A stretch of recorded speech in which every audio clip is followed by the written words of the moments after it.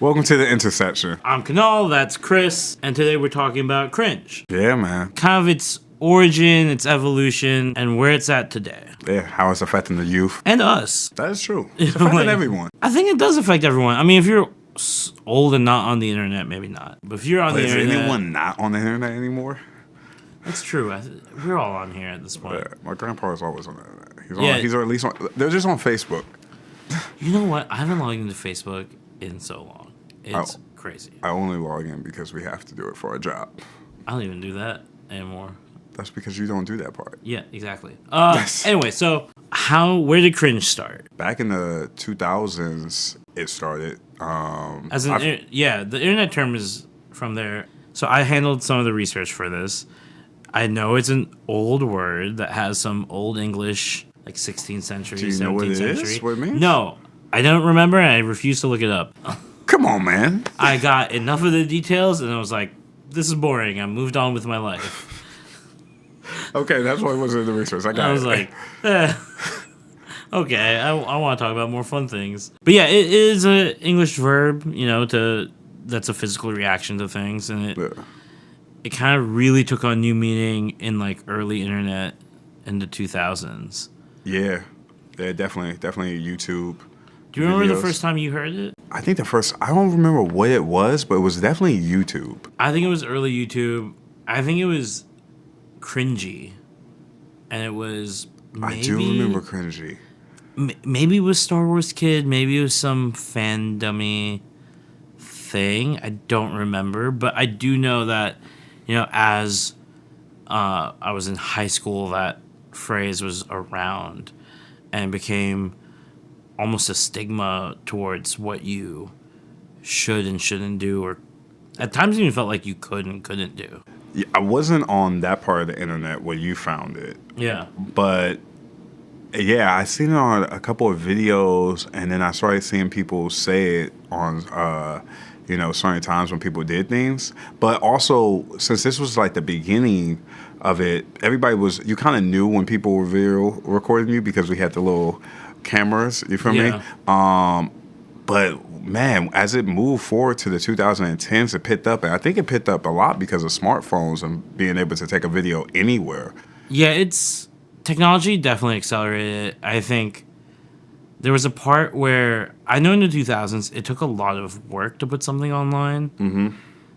And not everyone could be there, not everyone even wanted to be there. I was happy to watch videos, but I never wanted to make videos. Now you're here. And now we're here doing this. But it's interesting that cringe was used, but it wasn't everywhere. But I think it wasn't everywhere because, as you said, it was harder to upload videos. Not everybody was doing it because of technology, but also social media hasn't taken off. Yeah. Like it was. We're at the early stages. We're just leaving MySpace, you feel me? We're going to Facebook. Instagram happens. But remember, like, Instagram was only for iPhones at one point before it opened up to everybody else. Yeah. And social media didn't broadcast videos like that. It was photos. And I don't remember a lot of photos, people being like saying that's cringe. It was mainly videos, so you had to go to. Yeah, I definitely had some cringe photos. You had some cringe from high school. Oh yeah. I mean, I had some. Okay, if we're talking about just like really bad photos, yeah. I think that's that's a difference. There was a sense, I think, in the 2000s that there were two ways. One, cringe could just be like bad. Yeah. But it could also be kind of a subtle way of like making fun of someone or putting them down. Yeah. Right? And I think that's the aspect in the 2000s that you see really come to in the 2010s. Oh, yeah, 2010s. In the 2010s, that's kind of the aspect where it almost becomes a type of social policing. Yeah. Borderline bullying, if not completely bullying at times. It has become, the internet has become a bit bully instead of, I think at one point it was so new that when it got popular, especially with social media entering into the picture, that was just more, everybody was just happy to have accessibility to things. It was more of a conversation. You know, Yeah. it wasn't always a debate. It wasn't always to find why you're cringy. See, now you got me saying cringy when the kids now say cringe. But hey, Hey, we went from origins. Now we're at evolution. So, makes sense. that's all right. We lived in both times. We old now. I look direct to camera as I said that, too. So I was like, that's crazy. I think there was also, in the 2000s, a lot of it was also celebrities who were on reality TV and stuff and clips. Yeah. Chicken of the Sea Chicken of this. and Moments. I think Oh, man. we tracked a lot of those as the 2010s happened. I think you see a lot more individuals and, school kids, regular folks, putting themselves online and exposing themselves both to maybe find folks who are interested in what they're interested in. But it's the internet, so you get found out. Yeah. And someone puts you on a forum like Reddit or 4chan or wherever, and then now everyone can just dogpile. Yeah. And that, I think, led to what we saw as, cringe almost being prohibiting people's actions and stopping them from even doing anything. Yeah. I think it was also when people started making compilations of them, and then, people started making their whole YouTube videos off of watching this. Yeah. The reaction videos. The reactions and their comments and what that brings to the comment section was how that can go crazy. It kind of became its own industry for a really long time and still kind of exists. To show how old I am. So I have a younger brother who's 9 years younger than me. I'm not going to say his name right now just because internet. You could have just kept moving forward. I'm going to mention it. We can cut this out if we need to.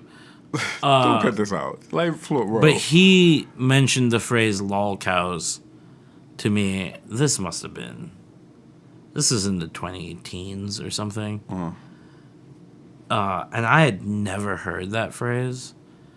And then I looked it up and it's like, oh, I get it. Where it's like a figure that is almost perpetually monetizing and entering this like cringe cycle economy. I've never even heard that phrase, so I'm happy. I'm still exactly like it is such a new younger internet term for us that's like when he said that to me, I truly felt I'm like, oh, I am getting older. I've not experienced this depth of the internet, but I think it goes to show that not only from people who maybe are putting themselves online as YouTube and social media creators, or even as like Twitch and other live stream creators exist, you had people who were reacting. And I think you had people who got the attention from it and then kept farming that attention by doing things that fit within what people considered cringe. I agree. I have a question for you. Yeah. How do you... I'm not sure if that made sense. Did it make sense? Anyway, keep going. I was like, does that track? It tracked, but it tracked enough for me. And that, like, I think I'm saying this to say, like, I think now people are, like, chasing followers and subscribers in a certain way. I think there are folks who were pushing cringe either through a reaction or from a just creation standpoint to farm engagement. Definitely. Viral videos. That's what people do. And get something out of that way. You see the crazy hooks or outrageous things they would say or do just to get that reaction. So definitely, I think viral videos, and that's the thing. There weren't, in the early 2000s, there were viral videos, but we all didn't really talk about it. The comment section wasn't as, I guess I could say, developed in the sense of communities being built on there. Yeah. Until about the 2010s, because I feel like I learned through when we got on Facebook and we went to college and talked to friends, and then they would share a YouTube video. I'll be like, I never even knew about that YouTube video because this is only what I watched. There wasn't an algorithm that was telling me other videos like this. And I feel like once that started, and being built around of how like videos were being pushed out, that's when you started seeing more people go for like viral sensations True. and videos. I'll also say I think the 2010s is when I really started talking about what I saw online in real life. Like I'd be like, "Oh, I saw this video. Did you see this thing? I read this post on Reddit." I think 2010s is when the culture of the internet became kind of like socially discussable. Yeah, and I think to go back to something I said earlier, it's like smartphones allowing us when somebody said, "Oh, I didn't see that," Pull and it you were up. just at the park, you could pull it up, or you could just send them. You know, if you got a text Yeah. from somebody like, "Did you see that video?" Oh, boom, here's the video. Yeah. Instead of like we had to go to the computer lab. That's true. Yeah, God, we're all. yeah, we had to go to the computer lab. Now you think about it, remember? Yeah. I wasn't getting. I wish somebody would send a text at that time with a video text too. That's taking 2 messages out of my 300 for the month back then. Man, the pay the text was crazy.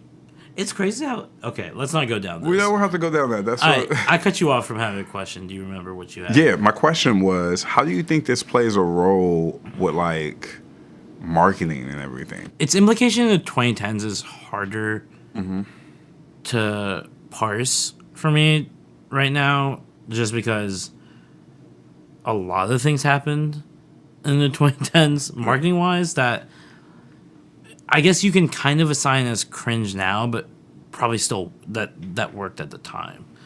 I think there's an impact on how it's treated today, right? And I think that's kind of the evolution of where cringe is at in the 2020s. I think if in the 2010s cringe is used to like keep people out or keep people away from things or like signify that something's bad or good, I think 2020s are seeing almost like a pushback against that to stop allowing cringe to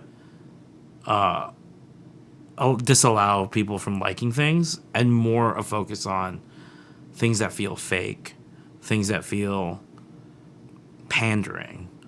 I think there's a big difference there between something that you're generally just making fun of Yeah. versus something that you're now saying is inauthentic or fake. Like, it can still be used in a way that can be mean. Don't get me wrong, like, the internet is cruel. Kids even more so. No. You know, kids on the internet are some, like, terrible. I think also 2010s and late 2010s and 2020s, the amount of bots that also Amplify and generate these feelings is so real. And I think that's why seeing a pushback against, using cringe to hurt people's interests or passions is a good thing. Because otherwise, there's 10,000 bots that can just say something hurtful, and if everyone is going to dogpile with the bots, that's just social control. Yeah.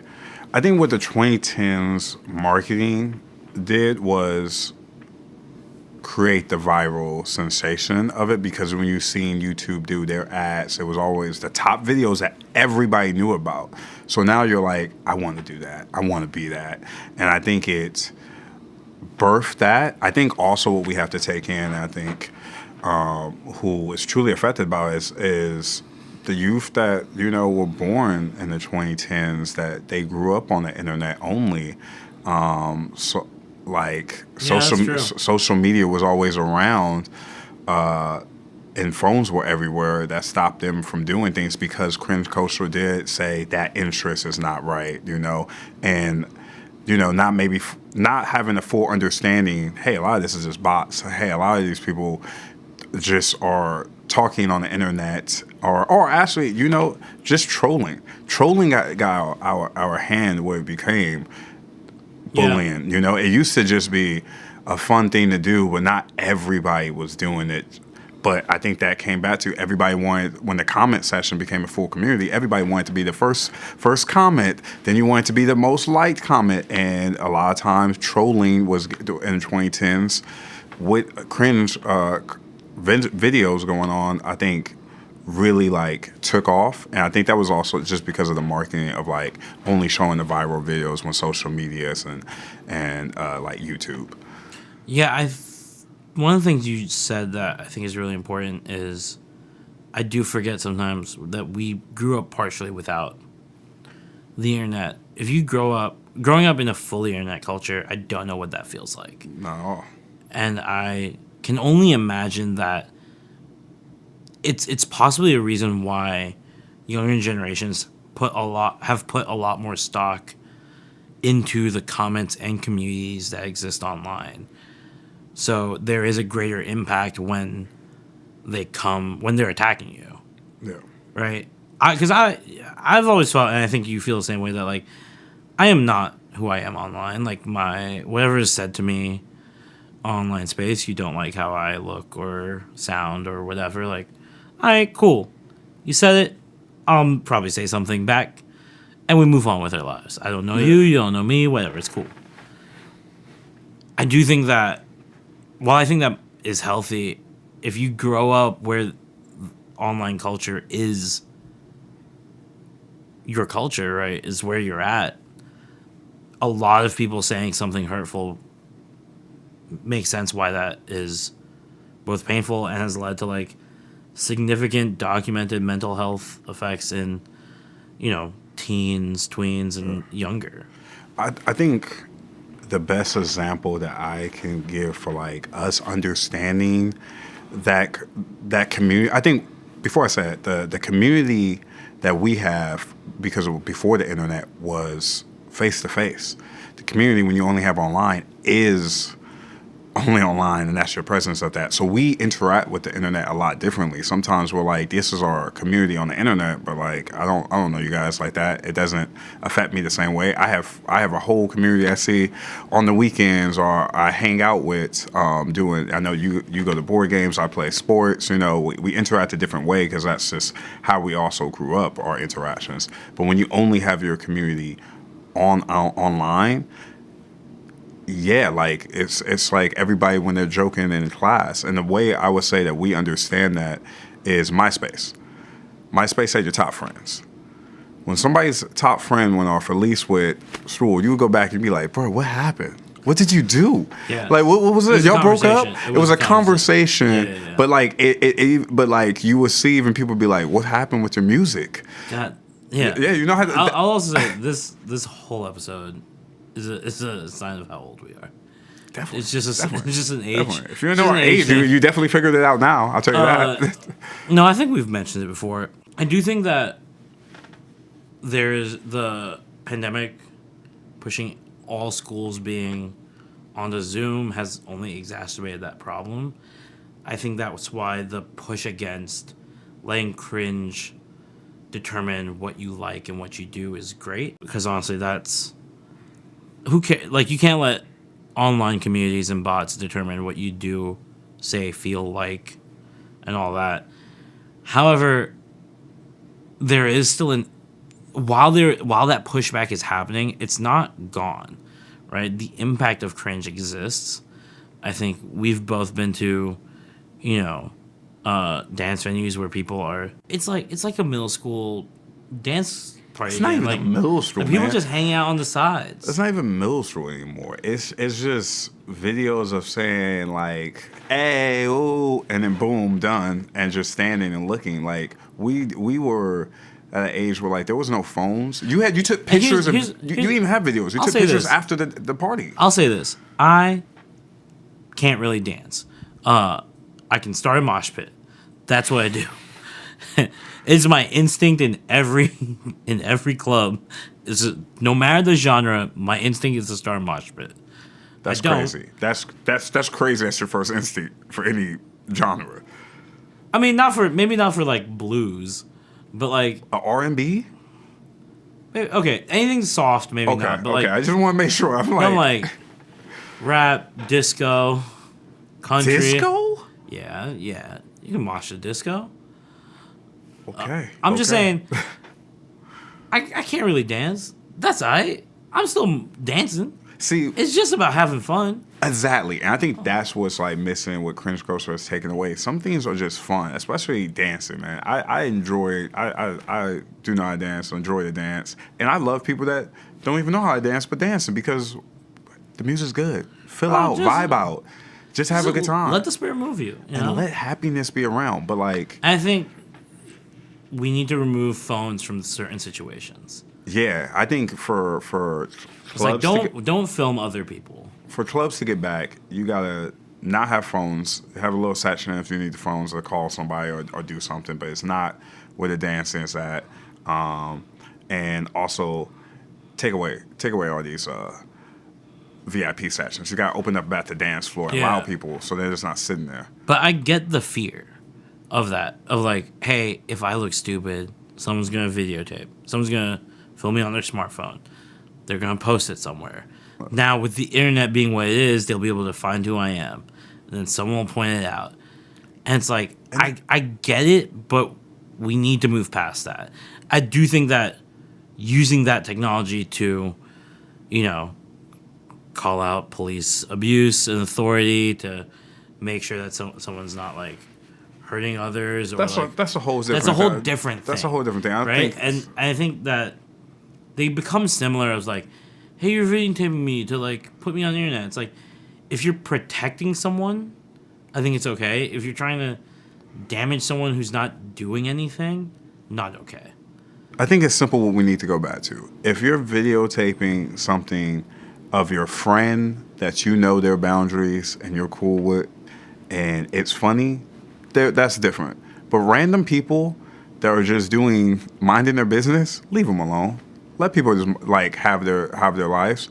I think that's also the difference of like in the early 2000s. It was a lot of with your friends, people that you actually knew and socialized in real life. You went to high school, middle school with them. Yeah. Now it's just people taking random videos of any pedestrian moving around, being like, "Look what you're doing, ha ha ha," like that, just to get a viral video. And I think that's got to be cut.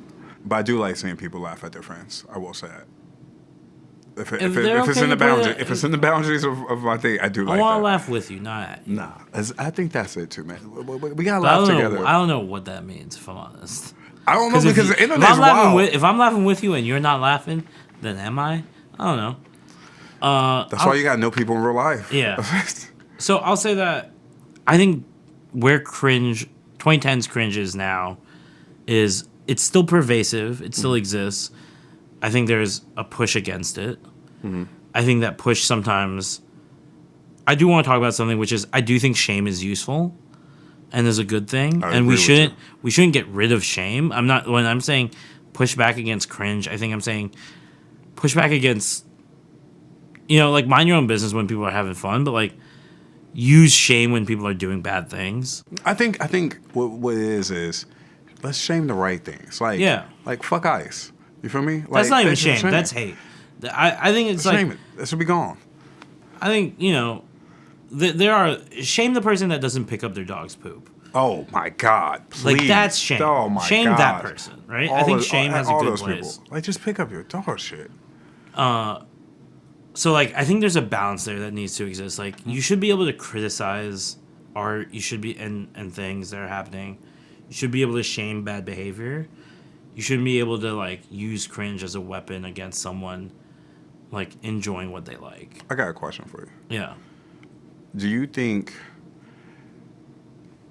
people not knowing boundaries of shaming is for, like, the youth not being on playgrounds? That's much why I say this is like on playgrounds. This is some real unk talk. No, it's for sure. I mean, also, I was a former teacher and everything. When you're on the playground, you learn, social norms. You also learn boundaries or what to say. Somebody's like, you can't say that. You can't do that.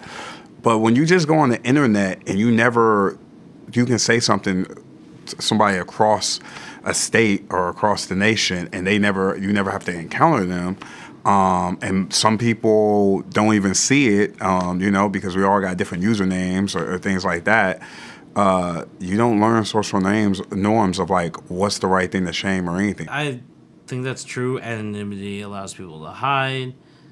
I don't think people are taught a code of conduct or ethics when it comes to using the internet. It's unfortunate. I think it's highly required. It should be a class that every person takes. And honestly, it's really just a reminder that, like, hey, you should just be a decent person. People And not following the golden rule. Treat people like you want to be treated. Yeah. It's tough. So, yes, but also, there's no study. There's no solution or study. I mean, I'm sure there's some study, but there's no solution to that. I want to move quick to, like, how then cringe is used now when it comes to marketing, advertising, and brands. Because I do think there is a use of it in that case today. In what ways? So there's a subreddit called Our Fellow Kids, and it's been around forever. I genuinely love it.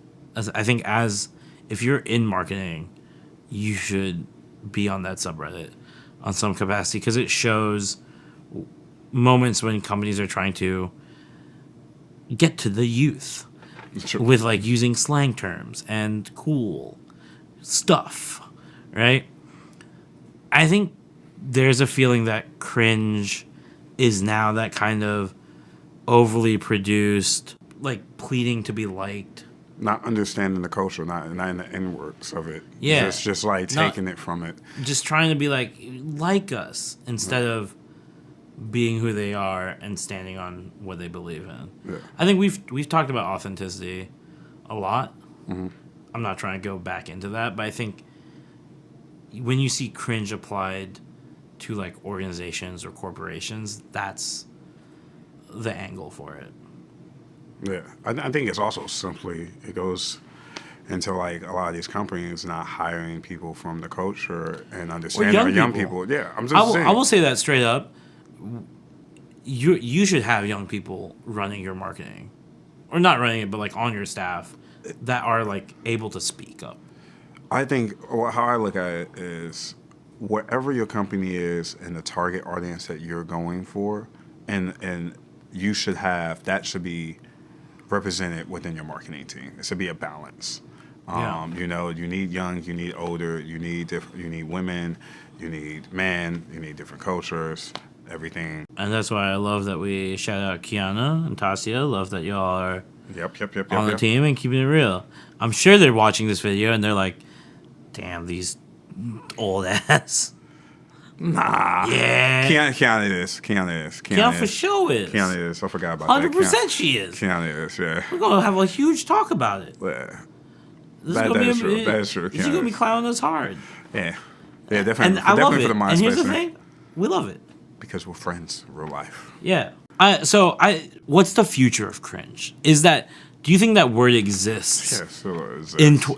Do you think that word will keep existing in the next 2 years? Do you think it will exist in the 2030s? I think it will exist but become a new term. Or a new term would be coined for it, but it would just be the adjacent of what cringe is, because that's just how language works, but it's still going to be around, because we still have algorithms, and we still have so much more people on the internet posting. We have cameras everywhere now. You capture everything. You feel me? Yeah. So, like, we got 3 right here. There's always going to be content for people, and people love to be part of a popular opinion, even if it's the wrong opinion. Yeah. And we you know, like and like you said, bots are everywhere. I mean, hopefully we get that. And who knows what AIs or how this will make this worse or not. So, yeah, I think so. Have you seen cringe applied to just honestly evil things as, like, a tongue-in-cheek way of calling it out? I have. I don't think Thoughts it's done. on that? I don't think it's done enough on people that are like. Let me make sure you're talking about, like, evil acts of people doing, like the Epstein list. Yeah, like people going in and not releasing it. Yeah, and going in on that. Yeah, I think I've seen it, but I don't think I see enough on the topics that we need to. People are doing it on, like, stupid stuff, like somebody eating a hot dog, you know? Yeah. Yeah, the whole gobbling a glizzy. Okay. Did I get that right? You did get that right, but the crazy part is we're laughing about it because it is funny a little bit. It is funny. That was it's funny. It's funny, but some of this is taking too far. That was just like I had this sort of wild difference of it, but yeah. Are we cringe? Dude, I think everybody has like a cringe moment when you say your friends, you're like, what? But like, nah, I'm pretty cool. I'm not the front. I'm pretty cool. Nah, I have some cringe moments, but I'm pretty cool. Is cool the opposite of cringe? I don't know, but it sounded good. You like, yeah, got it. It sounded right. I don't know. The thing is, like, it's hard. I think if you call yourself cringe, it can't be. I don't know. I think it's just, honestly, I think in some ways this is just like, it depends on how you like feel about yourself, because snaking its own tail after a point. Yeah, like I don't get embarrassed by anything, so like I'm probably not the right person to ask. Yeah, I don't think we fine. We fine. Have we solved cringe? Figured it all out? I don't think so. I don't think you ever solve it though. It just transforms. I think it was cringe before. It was just in a different way. Do you know? Yeah, but like, bring back a little bit more shame. Probably good. Yeah, we do. On some level, I think we need to. We got shame people. Well, part of it. It's just shame more billionaires. I know we're reaching an end, but I did see some stuff recently of people are trying to force reactions in public on people by like running up on them with cameras. Oh my god! I hate and those. stuff, and it's like, I can't believe that's one still happening. Two, that people aren't knocking their lights out. You know what it is? You know what's crazy that you brought up that just popped in my head? We're basically making paparazzi culture for regular people just to get reactions out of it. Dude, that's a great point, and I hate it. Yeah, we hated paparazzi. I still hate paparazzi. I think just leave people alone, Let them be. Let them be. People, it's already too much pressure internally on, like, our minds to, like, on that note, let us be. We out. Why you just cut me off like that? Oh, sorry. That's crazy. I had that, man. He just cut me off. He was just so ready to get. I was about to pass it to you a smooth way too. Oh, I just had the connection. I had to get it out. That's wild. Hey, Okay. Now you can cut to the ending after you just cut me off. Just go hit him with it. Make sure to like, comment, subscribe, follow us on YouTube because we're launching that and getting that off the ground. And if you don't follow us on Instagram, follow us there. Here's the address. Links below. We out, y'all. We out. That was great. You were laughing during it. That was alright. That was great. That was alright. It's better than nothing. Deuces. It's better than what you did, which was nothing. You cut me off. That's why. All right, you do it. I'll do it right now. Yeah. Hey. Like, subscribe. We're on Instagram. We're on Spotify. We're on Apple Music. And we, like he said, we're on YouTube. Watch the long format videos. That was good. Tell me. Can't tell me that wasn't good. All right. That was very good. Okay. I give it to you. All right. You're welcome.